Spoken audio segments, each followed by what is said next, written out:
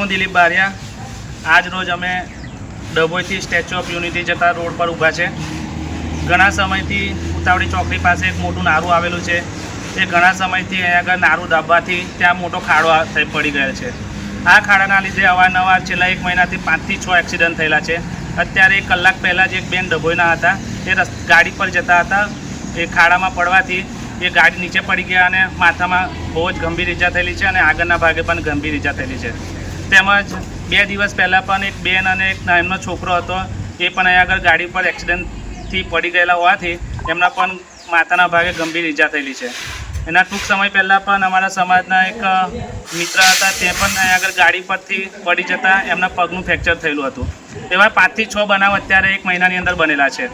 આ રોડ ઉપરથી મોટા અધિકારીઓથી લઈને દેશ વિદેશના જે યાત્રીઓ છે તે પણ આ રોડ ઉપર જતા હોય છે. અમારા નર્મદા જિલ્લાના એસપી સાહેબ હોય, પીઆઈ સાહેબ હોય, મામલતદાર સાહેબ હોય, કલેક્ટર સાહેબ હોય કે ડીડીઓ સાહેબ હોય, દરેક તમામ મોટા અધિકારીઓ આ રોડ ઉપરથી જતા હોય છે. તેમ છતાં તંત્ર હજી કોઈ ધ્યાને આ રોડનું લેતું છે નહીં. આ રસ્તાનું જે આગળ નારું છે એ નારાને કોઈ ધ્યાનમાં લેતું છે નહીં. તો હું સરકારને અને સરકારી તંત્રને એટલી જ વિનંતી કરું છું કે વહેલી તકે આ જે નારું છે એ રિપેર કરવામાં આવે, જેથી કરીને કોઈનો જીવ જોખમમાં ના જાય. વારંવાર અકસ્માત થવા છતાં હજી પણ તંત્ર કોઈ ધ્યાન લેતું છે નહીં. ભવિષ્યમાં કોઈ અનબનાવ ના બને, કોઈનો જીવ જોખમમાં ના જાય માટે સરકારને ફરી વિનંતી કરું છું અને સરકારી તંત્રને પણ વિનંતી કરું છું કે વહેલી તકે આ નારું રિપેર કરવામાં આવે, જેથી કરીને ભવિષ્યમાં કોઈ બનાવ ના બને. અને જો આ 10 દિવસની અંદર આ નારું રિપેર કરવામાં નહીં આવે તો અમે બારિયા સમાજ અને ક્ષત્રિય સમાજના તમામ યુવાનો, 500થી વધારે યુવાનો આ જ રોડ ઉપર બેસીને આંદોલન કરવાના છે.